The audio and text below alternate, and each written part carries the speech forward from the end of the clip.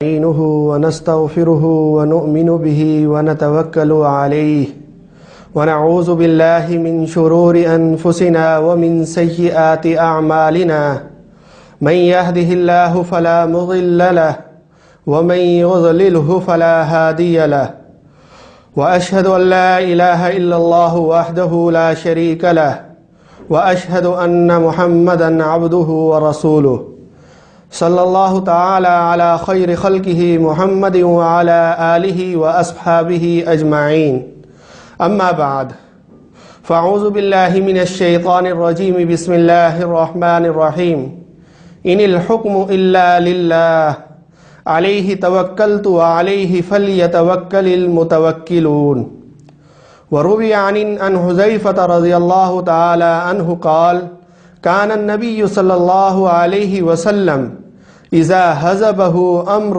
فلیصلی اذا حزبه امر صلی۔ محترم سامعین، دنیا میں انسان کے ساتھ ایک جیسے حالات نہیں رہتے، انسان کے حالات بدلتے رہتے ہیں۔ کبھی خوشی کی حالت اور کیفیت ہے تو کبھی غمی کی حالت ہے، کبھی انسان راحت اور سکون محسوس کرتا ہے، کبھی پریشانی اور بے سکونی میں ہوتا ہے، کبھی اطمینان کی کیفیت ہوتی ہے تو کبھی بے اطمینانی کی کیفیت ہوتی ہے، اور کسی شخص کو اللہ تعالی نے ہدایت کی توفیق عطا فرمائی ہوتی ہے تو کوئی شخص اپنی گمراہی پر ہوتا ہے۔ اللہ تبارک و تعالی کا لاکھ لاکھ شکر ہے کہ اس نے ہمیں اسلام جیسی ایک عظیم نعمت عطا فرمائی ہے اور بغیر کسی آزمائش کے دین برحق یعنی دین اسلام پر چلنے والا بنایا ہے۔ اللہ تعالیٰ کے نزدیک دین برحق سچا دین صرف اسلام ہے، جیسا کہ سورۃ آل عمران کی آیت نمبر 19 میں اللہ تبارک و تعالیٰ فرماتا ہے ان الدین عند اللہ الاسلام، کہ اللہ تعالیٰ کے نزدیک جو دین ہے وہ صرف اسلام ہے۔ خیر، کوئی بھی حالت ہو، خوشی کی حالت ہو یا غمی کی حالت ہو، ہر حالت کے اندر ایک مسلمان اور ایک مومن کا عمل اللہ اور اس کے رسول کے بتائے ہوئے طریقوں کے مطابق ہونا چاہیے۔ اگر اللہ تعالیٰ نے خوشی دی ہے تو خوشی کے موقع پر ہمیں اتنا خوش نہ ہو، یعنی خوشی کی کیفیت اتنی نہ ہو کہ اسلامی اصولوں کو ہم پامال کریں، بلکہ اسلامی اصولوں کی روشنی کے اندر خوشی اختیار کرنی چاہیے، خوشی کو اپنانا چاہیے۔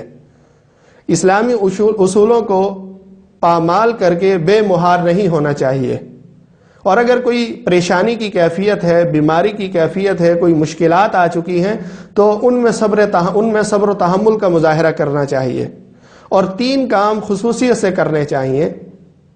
نمبر 1، صلاۃ الحاجت پڑھیں، صلاۃ الحاجت کا اہتمام کریں۔ نمبر 2، اللہ تعالیٰ کی راہ میں صدقہ کریں۔ نمبر 3، کہ ظاہری اسباب تو اختیار کیے جائیں لیکن بھروسہ اللہ کی ذات پر ہو۔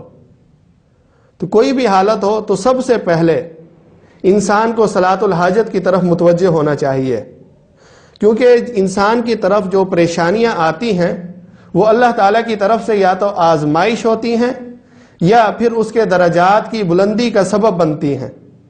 اس لیے ایسی حالت میں ہمیں دل ہارنے کے بجائے صبر و تحمل سے ان کو برداشت کر کے سرخرو ہونا چاہیے، اور اس کا مسنون طریقہ یہ ہے کہ اللہ تعالیٰ کی طرف رجوع کیا جائے اور اس کے لیے صلاۃ الحاجت پڑھ کر دعا مانگی جائے، جیسا کہ حضرت ابو داؤد شریف میں حضرت حذیفہ رضی اللہ تعالیٰ عنہ سے منقول ہے کہ آپ علیہ السلام نے فرمایا کان النبی صلی اللہ علیہ وسلم اذا حزبہ امر صلی، کہ آپ علیہ السلام کو جب کوئی پریشانی، کوئی مصیبت، کوئی مشکل یا تشویشناک معاملہ پیش آتا تو آپ علیہ السلام نماز کی طرف دوڑتے، نماز کی طرف جاتے، سب سے پہلے رجوع اللہ کرتے، اللہ تعالیٰ کی طرف جو رجوع کرتے۔ تو محسن انسانیت سرکار دو عالم صلی اللہ علیہ وسلم کا عمل یہ ہے کہ وہ اگر کوئی ان کو مشکل پریشانی پیش آئے تو اللہ تعالیٰ کی طرف رجوع کرتے۔ اور آج ہم جو ان کے امتی ہیں، ہمارا کیا حال ہے؟ ہمارا حال اس کے بالکل برعکس ہے۔ آج ہماری اکثریت کا عمل اس کے بالکل برعکس ہے۔ مثال کے طور پر اگر کوئی شخص بیمار ہو جاتا ہے تو سب سے پہلے اللہ تعالیٰ کی طرف رجوع کے بجائے اس کا رجوع ڈاکٹر کی طرف ہوتا ہے، اس کی دوڑ کلینک کی طرف ہوتی ہے، ہاسپٹل کی طرف ہوتی ہے، وہ سب سے پہلے ڈاکٹر کی طرف دوڑ لگاتا ہے۔ اس کا اعتقاد اور اعتماد ظاہری اسباب پر بڑھ چکا ہے۔ اللہ پر حقیقی اعتقاد ہونے کے بجائے ظاہری اسباب پر اس کا اعتقاد بڑھ چکا ہے۔ جب انسان تمام ظاہری اسباب اختیار کر لیتا ہے اور اس کے بعد وہ پوری دنیا سے مایوس ہو جاتا ہے، ہر قسم کے علاج کرا کے وہ مایوس ہو جاتا ہے، تو اس کے بعد پھر وہ اللہ تعالیٰ کی طرف رجوع کرتا ہے۔ یعنی جو کام سب سے پہلے کرنے کا تھا وہی کام وہ سب سے آخر میں کرتا ہے۔ رجوع الی اللہ یہ اول نمبر پر ہے۔ جب بھی کوئی مصیبت ہو، کوئی پریشانی ہو، تو سب سے پہلے رجوع الی اللہ ہو، اور اس کے لیے صلاۃ الحاجت پڑھیں، جس کا طریقہ خود آپ علیہ السلام نے ترمذی شریف میں مکمل طور پر بتا دیا ہے۔ قال رسول اللہ صلی اللہ علیہ وسلم من کانت لہ الی اللہ حاجۃ او الی احد من بنی آدم، آپ علیہ السلام نے فرمایا جب کسی شخص کو اللہ سے یا بندوں سے کوئی حاجت ہو، فَلْيَتَوَضَّأْ وَلْيُحْسِنِ الْوُضُوءَ، تو وہ اچھی طرح وضو کرے۔ اچھی طرح وضو کرنے کا مطلب یہ کہ سنت طریقے کے مطابق وضو کرے، اعضاء کو دھونے والے اعضاء کو تین مرتبہ دھوئے، تو مکمل اچھی طرح مسنون طریقے کے مطابق وضو کرے۔ ثُمَّ لِيُصَلِّ رَكَعَتَيْنِ، اور اس کے بعد 2 رکعت پڑھے۔ 2 رکعت یہ کس طرح پڑھے؟ جیسے عام 2 رکعت پڑھنے کا معمول ہے، دستور ہے، اسی طرح پڑھے۔ اس کا کوئی خاص طریقہ، کوئی خاص کیفیت قرآن و سنت سے ثابت نہیں ہے، تو لہٰذا کسی بھی طریقے سے پڑھ سکتے ہیں، کوئی اس کا خاص طریقہ نہیں ہے۔ قرآن و سنت میں مطلقاً حدیث میں 2 رکعتیں پڑھنے کا ہے، تو نہ اس کی شرح نے اس کی کوئی جو تشریح کی ہے، کوئی خاص کیفیت بتائی ہے، تو اس قسم کا کوئی نہیں ہے۔ عام جیسے 2 نفل پڑھتے ہیں اس طرح 2 رکعتیں صلاۃ الحاجت کی نیت سے پڑھ لیں، اور نیت بھی زبان سے کرنا کوئی ضروری نہیں ہے۔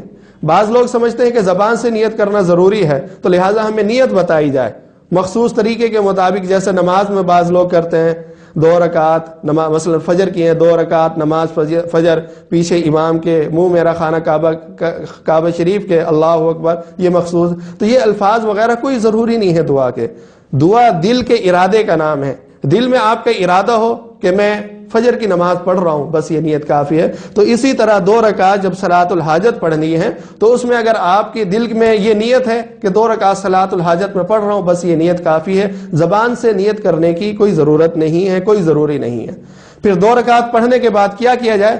ثم لیثنی علی اللہ، پھر اللہ تعالیٰ کی تعریف بیان کی جائے، اللہ کی حمد و ثنا بیان کی جائے، ولیصلی علی النبی صلی اللہ علیہ وسلم، اور اس کے بعد درود شریف پڑھا جائے آپ علیہ السلام پر، کیونکہ جس دعا کے اندر بھی حمد و ثنا بیان کی جائے پہلے اور اس کے بعد درود شریف پڑھا جائے آپ علیہ السلام پر، تو وہ دعا قبولیت کے زیادہ قریب ہوتی ہے۔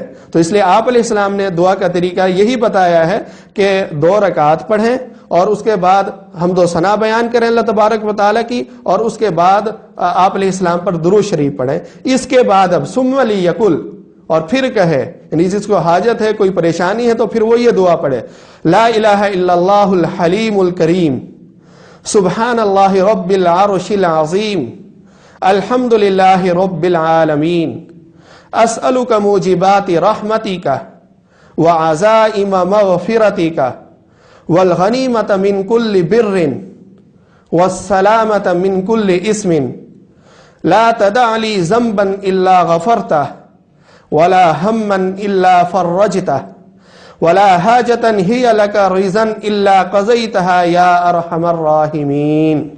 تو یہ دعا پڑھیں۔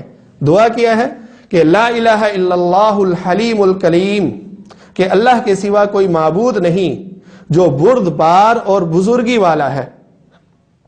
سبحان اللہ رب العرش العظیم، اللہ پاک ہے جو عرش عظیم کا مالک ہے۔ الحمدللہ رب العالمین، تمام تعریفیں اللہ کے لیے ہیں جو تمام جہانوں کو پالنے والا ہے۔ اسألک موجبات رحمتک، میں سوال کرتا ہوں آپ سے آپ کی رحمت کو واجب کرنے والی چیزوں کا، ان کے اسباب کا، کہ مجھے وہ اسباب مہیا ہوں جن سے آپ کی رحمت مجھے حاصل ہو۔ وعزائم مغفرتک، اور آپ کی یقینی مغفرت کا، کہ مجھے یقینی طور پر آپ سے مغفرت حاصل ہو، اس کا میں سوال کرتا ہوں۔ والغنیمت من کل بر، اور ہر نیکی سے حصے کا سوال کرتا ہوں۔ والسلامت من کل اسم، اور ہر قسم کے گناہوں سے سلامتی کا، حفاظت کا سوال کرتا ہوں۔ لا تدع لی ذنبا الا غفرتہ، آپ میرے کسی گناہ کو نہ چھوڑیں مگر اسے معاف کر دیں، یعنی مجھ سے جو بھی خطا سرزد ہو، جو بھی گناہ ہو، آپ اسے مکمل طور پر معاف کر دیں۔ ولا ہما الا فرجتہ، اور نہ میری کوئی ایسی حاجت اور ضرورت، کوئی غم ہو مگر آپ اسے دور کر دیں، کہ اگر مجھے کوئی تکلیف ہے، کوئی غم ہے، تو آپ اپنی رحمت سے اسے دور فرما دیں۔ ولا حاجۃ ہی لک رضا الا قضیتھا یا ارحم الراحمین، اور نہ میری کوئی ایسی حاجت ہو جس میں آپ کی رضامندی ہو مگر اسے آپ پورا کر دیں، یعنی میری ایسی تمام ضروریات جو آپ کی رضامندی کے مطابق ہوں، آپ کی رضامندی کے خلاف نہ ہوں، تو انہیں آپ پورا فرما دیں، اے سب سے زیادہ رحم کرنے والے۔ تو یہ دعا ہے، کتنی خوبصورت دعا ہے۔ اس دعا کو پڑھیں، اور دعا کو پڑھنے کے بعد اپنی جو حاجات ہیں ان حاجات کو اللہ کے حضور پیش کریں، اللہ کے حضور ان حاجات کو پیش کریں جو بھی اپنی حاجات ہیں۔ تو انشاءاللہ ایسی دعا، اس طریقے سے جو دعا مانگی جائے، تو صلاۃ الحاجت پڑھی جائے، تو وہ انشاءاللہ بہت مفید ہوگی اور فائدہ دے گی۔ یہ تھا پہلے نمبر پر کام جو ایک مسلمان کے لیے پریشانی، تکلیف اور بیماریوں میں کرنے کا کام ہے۔ تو پہلا کام یہ ہے کہ وہ صلاۃ الحاجت کا اہتمام کرے، رجوع الی اللہ کرے۔ اور دوسرے نمبر پر جو کام ہے وہ یہ ہے کہ اللہ کی راہ میں صدقہ دیا جائے۔ ترمذی شریف میں حضرت انس رضی اللہ تعالیٰ عنہ سے روایت ہے، وہ فرماتے ہیں کہ آپ علیہ السلام نے فرمایا، ان الصدقۃ لا تطفئ غضب الرب وتدفع میتۃ السوء، کہ بے شک صدقہ جو ہے وہ اللہ تعالیٰ کے غضب کو، ناراضگی کو دور کر دیتا ہے، بجھا دیتا ہے، اور بری موت سے بچاتا ہے۔ تو انسان کو اگر کوئی تکلیف ہے، کوئی پریشانی ہے، تو وہ صدقہ کرے، اور صدقے کا مصرف کیا ہے۔ صدقے کا مصرف جو بہترین مصرف ہے وہ غربا ہیں، غربا اور مساکین ہیں، غریبوں پر صدقہ کیا جائے۔ اور جو مدارس ہیں وہ بھی اس کا بہترین مصرف ہیں اور صدقہ جاریہ کا سبب ہے، تو لہٰذا صدقہ کیا جائے۔ دوسرے نمبر پر جو کرنے کا کام ہے، وہ کرنے کا کام یہ ہے کہ صدقہ دیا جائے۔ اور تیسرے نمبر پر جو کرنے کا کام ہے وہ ہے کہ ظاہری اسباب کو اختیار کیا جائے۔ ظاہری اسباب کو اختیار کرنے سے شریعت نے منع نہیں کیا ہے، بلکہ ان کو اختیار کرنے کا شریعت نے خود حکم دیا ہے۔ ابو داؤد شریف میں حضرت ابو درداء رضی اللہ تعالیٰ عنہ سے روایت ہے کہ وہ فرماتے ہیں کہ آپ علیہ السلام نے فرمایا، ان اللہ انزل الداء والدواء، اللہ تبارک و تعالی نے بیماری کو اور علاج، معالجے کو، دوائی کو، میڈیسن کو، دونوں کو اللہ تبارک و تعالی نے پیدا فرمایا ہے۔ وجعل لكل داء دواء، اور ہر بیماری کا علاج بھی پیدا کیا ہے، ہر بیماری کی دوائی بھی اللہ تبارک و تعالی نے پیدا فرمائی ہے۔ فتداووا، تو تم علاج معالجہ کرو۔ تو یہاں حکم دیا جا رہا ہے اللہ تبارک و تعالیٰ کی طرف سے کہ علاج معالجہ کرو، البتہ ایک قید ہے، ولا تداووا بحرام، لیکن حرام چیزوں سے علاج معالجہ نہ کرو۔ یعنی شرعی حدود میں رہتے ہوئے علاج معالجہ کرنا، ڈاکٹر سے دوائی لینا، یہ شریعت کا حکم ہے، یہ شریعت کے خلاف نہیں ہے۔ شریعت ظاہری اسباب کو اختیار کرنے سے منع نہیں کرتی، اور اس کی تائید ایک اور حدیث سے ہوتی ہے جو ابو داؤد شریف ہی کے اندر ہے کہ ایک مرتبہ حضرت اسامہ بن شریک رضی اللہ تعالیٰ عنہ اور کچھ دیگر صحابہ اکرام آپ علیہ السلام کے پاس بیٹھے ہوئے تھے، تو ایک اعرابی آیا، دیہات سے رہنے والا ایک بدو آیا، اور اس نے آپ علیہ السلام سے سوال کیا، یا رسول اللہ انتداوی، اے اللہ کے رسول کیا ہم علاج معالجہ کریں؟ تو اسے شاید اشکال ہوا تھا کہ یہ اللہ تعالیٰ پر بھروسہ کرنے کے خلاف ہو، کیونکہ اللہ تبارک و تعالیٰ نے فرمایا وَعَلَى اللَّهِ فَلْيَتَوَكَّلِ الْمُتَوَكِّلُونَ، کہ بھروسہ کرنے والوں کو، توکل کرنے والوں کو اللہ تعالیٰ پر ہی توکل کرنا چاہیے، اللہ تعالیٰ پر ہی بھروسہ کرنا چاہیے۔ تو اس اعرابی کو، اس بدو کو، اس دیہاتی کو اشکال ہوا کہ شاید علاج معالجہ کرنا یہ توکل کے خلاف ہو، یہ بھروسے کے خلاف ہو، اور اسلام اس کا حکم شاید نہ دیتا ہو، تو اس لیے اسے اشکال ہوا۔ اس نے آپ علیہ السلام سے پوچھا، یا رسول اللہ انتداوی، اے اللہ کے رسول کیا ہمیں علاج معالجہ کرنا چاہیے؟ تو تو آپ علیہ السلام نے کیا خوب جواب دیا، فقال تداووا، آپ علیہ السلام نے فرمایا کہ علاج معالجہ کرو. کیوں؟ فإن اللہ عز وجل لم يزع داء الا وضع له داء غیر داء واحد الحرم، کہ اللہ تبارک و تعالی نے، اللہ عز وجل نے کوئی بھی بیماری پیدا نہیں کی مگر اس کی ساتھ علاج دوائی بھی پیدا کی، اس کا علاج معالجہ بھی پیدا کیا، سوائے ایک بیماری کے، وہ ہے بڑھاپا. ایک حدیث میں آیا ہے موت، یعنی دو بیماریاں ایسی ہیں جس کی اللہ تبارک و تعالیٰ نے جس کا کوئی علاج معالجہ کوئی دوائی نہیں بنائی. ایک بڑھاپا کہ جب انسان بوڑھا ہو جائے تو اب وہ جوان نہیں ہو سکتا، اور اسی طرح ایک موت ہے کہ جب موت کا وقت طے ہو چکا ہے تو اس کے بعد کسی دوائی سے، کسی علاج معالجہ سے اس وقت کو مؤخر نہیں کیا جا سکتا. ان دو، بڑھاپے کے علاوہ اور موت کے علاوہ، باقی تمام بیماریوں کا اللہ تبارک و تعالیٰ نے علاج پیدا فرمایا ہے، بیماری کے ساتھ ساتھ اس کا علاج بھی پیدا فرمایا ہے. تو لہٰذا علاج معالجہ کرنا، ظاہری اسباب کرنا، یہ اسلامی احکامات کے منافی نہیں ہیں. البتہ اتنی بات ضرور ہے کہ ان ظاہری اسباب کو اختیار تو کیا جائے لیکن ان پر بھروسہ اور اعتماد نہ کیا جائے. بھروسہ اور اعتماد صرف اللہ کی ذات پر کیا جائے، جیسا کہ سورۃ ابراہیم کی آیت نمبر 12 میں اللہ تبارک و تعالیٰ فرماتا ہے وَمَا لَنَا أَلَّا نَتَوَكَّلَ عَلَى اللَّهِ، کہ ہمیں کیا ہو گیا ہے کہ ہم اللہ تبارک و تعالیٰ پر بھروسہ نہیں کرتے، اللہ پر اعتماد نہیں کرتے. وَقَدْ هَدَانَا سُبُلَنَا، حالانکہ اسی نے ہمیں سیدھے راستے کی ہدایت دی ہے، اسی نے ہمیں سیدھے راستے پر چلایا ہے، اس کے باوجود ہم اس کے راستے کی اتباع نہیں کرتے. وَلَنَصْبِرَنَّ عَلَى مَا آذَيْتُمُونَا، اور ہم جو بھی ہمیں تکالیف پہنچیں گی ہم اس پر صبر کریں گے. وَعَلَى اللَّهِ فَلْيَتَوَكَّلِ الْمُتَوَكِّلُونَ، اور بھروسہ کرنے والے اللہ ہی پر بھروسہ کرتے ہیں.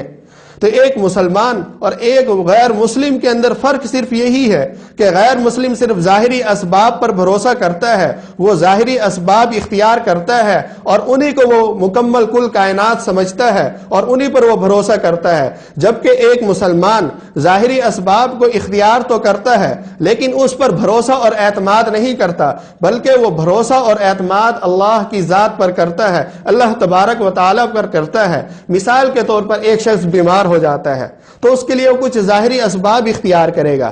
مثلا ڈاکٹر کے پاس جائے گا، ڈاکٹر کو اپنی کیفیات بیان کرے گا، ڈاکٹر اس کے مطابق میڈیسن تجویز کرے گا اور اگر کچھ پرہیز ہوا تو وہ بتائے گا اور پھر وہ اس کے مطابق عمل کرے گا. تو جس کا اللہ پر ایمان نہیں ہے، یعنی جو مومن نہیں ہے، جو مسلمان نہیں ہے، وہ صرف ان ظاہری اسباب پر یعنی ڈاکٹر پر اور میڈیسن پر بھروسہ کرے گا. لیکن جس کا اللہ پر اعتماد ہے، اللہ پر بھروسہ ہے، یعنی مسلمان اور مومن بندہ ہے، تو وہ علاج معالجے کی تدبیر اختیار تو ضرور کرے گا لیکن اس پر اس کا بھروسہ نہیں ہوگا، بھروسہ اس کا اللہ کی ذات پر ہوگا. کیونکہ ان ادویات کے اندر، ان میڈیسنز کے اندر شفا پیدا کرنے والی ذات اللہ کی ہے. بس اوقات بلکہ اکثر ہوتا ہے، ہم دیکھتے ہیں کہ ایک دوائی ایک بندے کو مفید ہے، وہ فائدہ دے رہی ہے، اور وہی مرض ایک دوسرے شخص کو بھی لاحق ہے لیکن اسے وہ دوائی فائدہ نہیں دے رہی ہے. کیوں؟ اس لیے کہ اللہ تبارک و تعالیٰ نے اس بندے کے لیے اس دوائی کے اندر شفا پیدا ہی نہیں فرمائی. اگر دوائی کے اندر شفا ہوتی، اللہ تعالیٰ کا کوئی اثر نہ ہوتا ہے اس میں، تو پھر جیسے ایک مریض کو وہ فائدہ دے رہی ہے تو دوسرے مریض کو بھی وہ دوائی فائدہ دیتی. لیکن چونکہ یہ اس کے اندر اثر اللہ تبارک و تعالیٰ پیدا فرماتے ہیں. جیسے آگ کی خاصیت جلانے کی ہے، لیکن جب حضرت ابراہیم علیہ السلام کو آگ میں ڈالا تو اللہ تعالیٰ نے اس آگ کے اندر یہ خاصیت ختم کر دی کہ وہ حضرت ابراہیم علیہ السلام کو جلائے. دوسری باقی چیزوں کو وہ آگ جلا رہی ہے، اس کی تپش دور دور تک محسوس ہو رہی ہے، لیکن حضرت ابراہیم علیہ السلام کو وہاں اس کی کوئی تپش محسوس نہیں ہو رہی، کیونکہ اللہ تبارک و تعالیٰ نے اس آگ سے یہ تاثیر ختم کر دی کہ وہ حضرت ابراہیم علیہ السلام کو مس کرے، ان کو جلائے. تو لہٰذا جو ادویات ہیں ان کے اندر تاثیر اللہ تبارک و تعالیٰ پیدا فرماتے ہیں، اس لیے ہمیں علاج معالجہ کرنا چاہیے، یہ اسباب اختیار کرنے چاہیے، لیکن ان پر بھروسہ نہ ہو، بھروسہ اللہ کی ذات پر ہے.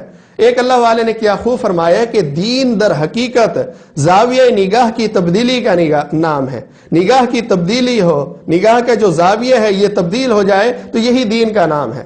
کہ مثال کے طور پر ہر مذہب کے اندر علاج معالجے کا حکم دیا گیا ہے. اسلام کے اندر بھی دیگر مذاہب میں بھی کوئی مذہب نہیں روکتا علاج معالجے سے، لیکن بس زاویہ نگاہ کی تبدیلی کا نام، زاویہ نگاہ کی تبدیلی کا معمولی سا فرق ہے کہ علاج تو ضرور کریں۔ ایک مسلمان کو علاج کا حکم دیا ہے کہ علاج تو وہ ضرور کرے، لیکن علاج پر بھروسہ کر کے نہ بیٹھ جائے، بلکہ بھروسہ اللہ کی ذات پر کرے۔ تو یہی معمولی سا فرق ہے ایک مسلم اور غیر مسلم میں، کہ مسلمان اسباب پر بھروسہ کرتا ہے، وہ غیر مسلم اسباب پر بھروسہ کرتا ہے، جبکہ مسلمان اسباب اختیار کرتا ہے لیکن اس پر بھروسہ نہیں کرتا، بلکہ اللہ کی ذات پر بھروسہ کرتا ہے۔ اور آپ علیہ السلام کی سیرت طیبہ اور صحابہ کرام کے حالات و زندگی میں ایسے واقعات بے شمار ہیں۔ ایک مرتبہ آپ علیہ السلام ایک جنگ سے واپس آ رہے تھے کہ راستے میں ایک جگہ پر پڑاؤ ڈالا اور آپ علیہ السلام نیند کے لیے لیٹ گئے۔ اس وقت قریب میں کوئی محافظ، کوئی نگہبان کوئی نہیں تھا، تو آپ علیہ السلام کی آنکھ لگ گئی تو ایک کافر وہاں پر آیا، اس نے دیکھا کہ آپ علیہ السلام نہتے ہیں، آپ علیہ السلام اکیلے سو رہے ہیں، کوئی قریب بھی نہیں ہے، تو اس نے سوچا کہ محمد صلی اللہ علیہ وسلم کو کون بچائے گا آج، تو لہٰذا اس نے تلوار کھینچی اور آپ علیہ السلام کے سر پر کھڑا ہو گیا اور کہا، آپ علیہ السلام بھی بیدار ہو گئے اور کہا کہ تمہیں آج میرے ہاتھ سے کون بچائے گا۔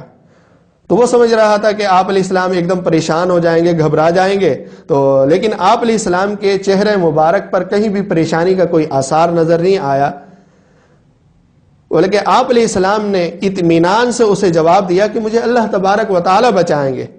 تو جب اس شخص نے یہ دیکھا کہ آپ کے اوپر پریشانی کے کوئی آثار نہیں ہیں، تو اور اللہ تعالیٰ نے اس کے دل میں ایسا رعب مسلط کیا کہ اس کے ہاتھ سے تلوار چھوٹ کر گر گئی۔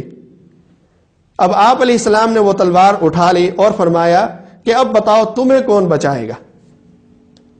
تو یہاں دراصل اس واقعے سے یہ بتانا مقصود تھا کہ تم صرف تلوار پر بھروسہ کر رہے ہو، جو ظاہری سبب ہے اس پر بھروسہ کیا ہے، لیکن میں اس تلوار کو پیدا کرنے والے پر اور اس کے اندر کاٹنے کی تاثیر پیدا کرنے والے پر بھروسہ کر رہا ہوں۔ تو یہی ایک مسلمان اور غیر مسلم کے اندر فرق ہے کہ مسلمان ظاہری اسباب اختیار ضرور کرتا ہے لیکن اس پر بھروسہ نہیں کرتا۔ جیسے حضرت خالد بن ولید رضی اللہ تعالی عنہ نے زہر کا پیالہ پی لیا، جس کی مختصر سا خلاصہ یہ ہے کہ ایک مرتبہ حضرت خالد بن ولید رضی اللہ تعالی عنہ شام کے ایک قلعے کا محاصرہ کیا ہوا تھا، اور محاصرہ کافی عرصے تک چلا، وہاں کے لوگ پریشان ہو گئے محاصرے سے، تو انہوں نے اپنے سردار کو صلح صفائی کے لیے حضرت خالد بن ولید رضی اللہ تعالیٰ عنہ کی طرف بھیجا۔ تو ان کا وہ سردار صلح صفائی کے لیے آپ رضی اللہ تعالیٰ عنہ کے پاس آیا اور اس کے ہاتھ میں ایک چھوٹی سی شیشی تھی۔ تو حضرت خالد بن ولید رضی اللہ تعالیٰ عنہ سے پوچھا کہ بھئی یہ شیشی میں کیا ہے، یہ شیشی میں تم کیا لے کر آئے ہو؟ تو اس سردار نے کہا کہ اس شیشی کے اندر زہر ہے، کہ اگر ہماری صلح صفائی ہو جاتی ہے تو ٹھیک ہے، فبیہا، ٹھیک ہے معاملہ، لیکن اگر صلح صفائی نہیں ہوتی اور میں صلح صفائی کے اندر ناکام ہو جاتا ہوں تو اس شیشی کے اندر جو زہر ہے وہ پی کر میں مر جاؤں گا۔ تو حضرت خالد بن ولید رضی اللہ تعالیٰ عنہ نے سوچا کہ یہ دین کی دعوت دینے کا اچھا موقع ہے، صحابہ کرام تو دین کی دعوت دینے کے موقع تلاش کرتے تھے، اور اللہ تبارک و تعالیٰ نے بھی فرمایا کنتم خیر امت اخرجت للناس، کہ تم سب سے بہترین امت ہو جو بھلائی کے لیے نکالی گئی ہے۔ تو دین کی تبلیغ کا وہ کوئی موقع ہاتھ سے جانے نہیں دیتے، تو حضرت خالد بن ولید رضی اللہ تعالیٰ عنہ نے سوچا کہ یہ دین کی تبلیغ کا بہت اچھا موقع ہے، یہاں پر اگر میں عمل کروں تو بہت سے لوگوں کے مسلمان ہو جانے کا امکان ہے۔ تو انہوں نے کہا کہ بھئی تم اس پر کیوں بھروسہ کر رہے ہو، اس زہر پر؟ اگر یہ پیو گے تو کیا تمہیں یقین ہے کہ موت آ جائے گی؟ تو اس سردار نے کہا بالکل مجھے موت آ جائے گی، کیونکہ یہ اتنا تیز زہر ہے کہ آج تک کوئی اس کا ذائقہ نہیں بتا سکا، یعنی جس نے بھی اس کو استعمال کیا ہے وہ فوراً موت کے منہ میں چلا گیا، اسے اتنی مہلت بھی نہیں ملی کہ وہ زہر کا ذائقہ بتا سکے، یعنی اس کی تکلیف بتا سکے۔ تو یہ اتنا تیز اثر کرنے والا ہے، سریع الاثر ہے، تو لہٰذا مجھے یقین ہے کہ اگر میں اسے پیوں گا تو میں فوراً مر جاؤں گا۔ تو حضرت خالد بن ولید رضی اللہ تعالیٰ نے اسے کہا کہ یہ زہر کی شیشی جس پر تمہیں اتنا یقین ہے، یہ شیشی مجھے دیں، تو سردار نے پوچھا آپ اسے کیا کریں گے، آپ جو مانگ رہے ہو اس کا کیا کریں گے؟ تو آپ رضی اللہ تعالیٰ عنہ نے فرمایا کہ میں اسے پی لوں گا۔ تو اس نے کہا کہ آپ اپنے اوپر یہ ظلم نہ کریں، یہ پیتے ہی آپ فوراً موت کے منہ میں چلے جائیں گے۔ تو حضرت خالد بن ولید رضی اللہ تعالیٰ عنہ نے فرمایا نہیں، آپ مجھے یہ شیشی دیں۔ تو اس نے وہ شیشی دے دی۔ حضرت خالد بن ولید رضی اللہ تعالیٰ عنہ نے اس شیشی کو لیا اور یہ دعا پڑھی، یہ دعا پڑھتے وہ زہر کو پی لیا۔ بسم اللہ الذی لا یضر مع اسمہ شیء فی الارض ولا فی السماء وہو السمیع العلیم۔ یہ دعا پڑھی اور وہ زہر کی شیشی پی لی۔ تو وہ آنکھیں پھاڑے سردار دیکھ رہا تھا کہ بس اب مریں گے، اب مریں گے۔ تو لیکن اللہ نے اپنی کرامت ظاہر کی صحابی کے ہاتھ پر کہ آپ رضی اللہ تعالیٰ عنہ کو کچھ بھی نہیں ہوا، صحیح سالم رہے۔ تو وہ سردار یہ دیکھ کر مسلمان ہو گیا، اور یہی مقصد تھا۔ تو ایک صحابی کا اللہ کی ذات پر اتنا اعتماد اور بھروسہ تھا کہ اس نے زہر کو پی لیا، کیونکہ ان کو یہ اعتماد تھا کہ موت دینے والی ذات اللہ کی ہے، یہ زہر نہیں ہے۔ اگر اللہ نے اس زہر سے موت دینے کے اثر کو ختم کر لیا ہے، کھینچ لیا ہے، تو یہ کچھ نہیں کر سکتا۔ اور صحابہ کرام کے دلوں کے اندر یہ عقیدہ پختہ ہو چکا تھا کہ اسباب کچھ نہیں کر سکتے، سب کچھ اللہ کی ذات کرے گی۔ تو لہذا ہمارے اندر بھی، ہمارے دلوں کے اندر بھی اس جذبے کو، اس اعتقاد کا پختہ ہونا ضروری ہے۔ آپ صلی اللہ علیہ وسلم سے ایک عجیب و غریب خوبصورت دعائیہ جملہ منقول ہے۔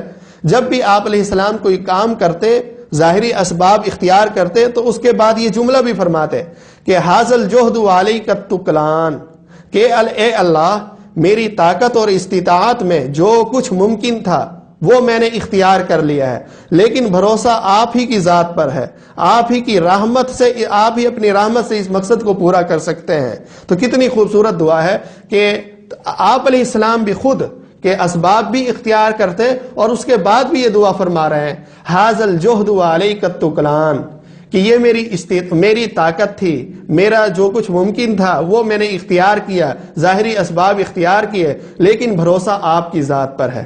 اسی طرح ایک صحابی آپ علیہ السلام کے پاس تشریف لائے اور فرمایا کہ میں جنگل میں جاتا ہوں، جنگل میں کام کرتا ہوں، اور وہاں ساتھ اپنی اونٹنی بھی لے کر جاتا ہوں۔ تو وہاں نماز کا وقت ہو جاتا ہے، تو ایسی حالت میں مجھے کیا کرنا چاہیے؟ آیا مجھے اونٹنی کو کھلا چھوڑ دینا چاہیے یا میں اونٹنی کو باندھوں اور پھر نماز پڑھوں؟ تو آپ علیہ السلام نے فرمایا اعقل ساقھا وتوکل، کہ اونٹنی کی جو ٹانگ ہے، جو پنڈلی ہے، اس کو رسی کے ذریعے باندھو اور پھر اللہ پر بھروسہ کرو۔ یعنی ظاہری اسباب اختیار کرو، اور ظاہری اسباب اختیار کرنے کے بعد اللہ تعالیٰ پر بھروسہ کرو۔ یہ نہیں ہے کوئی ظاہری اسباب اختیار نہ کرے اور کہے کہ میں تو اللہ پر بھروسہ کر رہا ہوں، تو یہ اسلام نے اس کا حکم نہیں دیا ہے۔ اسلام نے ظاہری اسباب کو اختیار کرنے کا حکم دیا ہے، لیکن ان اسباب پر ہی اعتماد اور بھروسہ کر کے نہ بیٹھ جائیں، بلکہ بھروسہ اور اعتماد اللہ کی ذات پر کیا جائے۔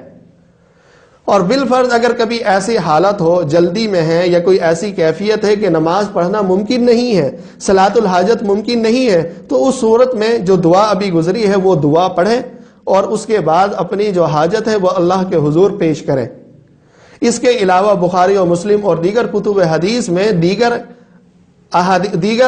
دعائیں بھی آئی ہیں جو مشکلات میں آپ علیہ السلام نے پڑھنے کی تلقین کی ہے۔ اسی طرح بخاری و مسلم میں حضرت عبداللہ ابن عباس رضی اللہ تعالیٰ عنہ سے روایت ہے کہ آپ علیہ السلام مشکلات و مصائب کی حالت میں یہ دعا پڑھتے تھے کہ لا الہ الا اللہ العظیم الحلیم، لا الہ الا اللہ رب العرش العظیم، لا الہ الا اللہ رب السماوات ورب الارض ورب العرش الکریم۔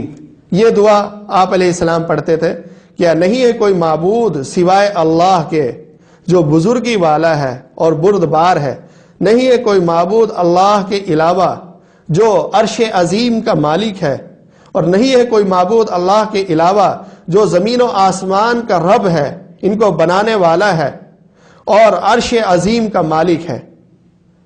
تو یہ دعا، اس دعا کو بھی کثرت سے پڑھنے کا اہتمام کرنا چاہیے. اگر کوئی مشکل ہو، کوئی مصیبت ہو تو یہ دعا پڑھنی چاہیے. اسی طرح مسلم شریف میں ام المومنین حضرت ام سلمہ رضی اللہ تعالی عنہا سے روایت ہے کہ اللہ کے نبی صلی اللہ علیہ وسلم نے فرمایا، جس شخص کو کوئی مصیبت، کوئی پریشانی لاحق ہو جائے اور وہ یہ کلمات پڑھے تو اللہ تعالیٰ اسے بہترین نعم البدل عطا فرماتے ہیں. کلمات وہ کیا ہیں؟ کلمات یہ ہیں: انا للہ و انا الیہ راجعون، اللہم اجرنی فی مصیبتی واخلف لی خیرا منہ.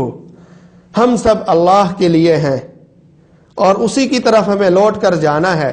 اے اللہ، مجھے اس مصیبت میں اجر دے، اس مصیبت سے کیا مجھے بچا، اور اس کے بعد مجھے بہترین بدلہ عطا فرما. اس دعا کو بھی کثرت سے پڑھنا چاہیے. خود حضرت ام سلمہ رضی اللہ تعالی عنہ فرماتی ہیں کہ جب میرے شوہر ابو سلمہ رضی اللہ عنہ فوت ہوئے تو میں نے یہ دعا پڑھنے کا معمول بنایا. میں یہ دعا پڑھتی تھی، جیسا کہ آپ علیہ السلام نے مجھے یہ فرمایا تھا کہ مصیبت مشکل میں یہ دعا پڑھنی چاہیے، تو آپ علیہ السلام کے فرمان کے مطابق میں یہ دعا پڑھتی تھی. تو اس دعا کی برکت سے اللہ تبارک و تعالی نے مجھے پہلے شوہر سے بھی زیادہ اچھے شوہر یعنی آپ علیہ السلام عطا فرما دیے. کہ پہلے شوہر جب فوت ہوئے ان کے بعد یہ دعا پڑھنے کا معمول بنایا تو اس دعا کی برکت سے آپ علیہ السلام میرے شوہر بن گئے. تو پہلے ہی جو ایک نعمت زائل ہوئی، اس سے بھی اچھی نعمت اللہ تبارک و تعالی نے حضرت ام سلمہ رضی اللہ تعالی عنہا کو عطا فرما دی. خلاصہ یہ ہے کہ جب بھی کوئی مشکل ہو، کوئی پریشانی ہو، کوئی بیماری ہو تو اس میں پریشان ہونے کے بجائے صبر و تحمل کا مظاہرہ کریں اور ان 3 کاموں کا اہتمام کریں. پہلا کام رجوع الی اللہ یعنی صلاۃ الحاجت پڑھیں. صلاۃ الحاجت 2 رکعت صلاۃ الحاجت پڑھ کے وہ دعا پڑھیں جو ابھی پہلے بتائی ہے، اور اس کے بعد اپنی حاجت اللہ کے حضور پیش کریں. دوسرے نمبر پر اگر اللہ تعالیٰ نے استطاعت دی ہے تو صدقہ کریں، جتنے بھی استطاعت ہے، چاہے 1 روپیہ ہو. اللہ تعالیٰ مقدار کو نہیں دیکھتے بلکہ نیت کو دیکھتے ہیں، دل اور ارادے کو دیکھتے ہیں. انما الاعمال بالنیات، کہ اعمال کا دار و مدار نیتوں پر ہے. تو اگر ایک شخص 1 لاکھ روپے خرچ کر رہا ہے لیکن ریاکاری مقصود ہے، دکھلاوا مقصد ہے، اور ایک شخص اللہ کی راہ میں 1 روپیہ دے رہا ہے اور وہ خالص نیت سے دے رہا ہے، تو یہ 1 روپیہ 1 لاکھ سے کہیں افضل ہے. 1 لاکھ کا اس وہ ریاکاری کے لیے ہے، اس کا کوئی اجر کوئی ثواب نہیں ہے. اور 1 روپیہ جو اللہ کی رضا کے لیے ہے، یہ 1 روپیہ یہی فائدہ مند ہے. تو مقدار کو نہیں دیکھنا چاہیے بلکہ جتنی اللہ نے استطاعت دی ہے اپنی استطاعت کے مطابق صدقہ و خیرات کرنی چاہیے. اور تیسرے نمبر پر جو کام ہے کہ ظاہری اسباب تو اختیار کریں لیکن ان پر بھروسہ نہ کریں، بھروسہ اللہ کی ذات پر کریں. انشاءاللہ اگر کوئی شخص یہ تینوں معمولات کرتا ہے تو جو ظاہری پریشانیاں ہیں، ٹینشن ہیں، مختلف پریشانیاں جو ہمارے ذہنوں پر ہر وقت سوار رہتی ہیں، تو وہ پریشانیاں انشاءاللہ خود بخود ختم ہو جائیں گی.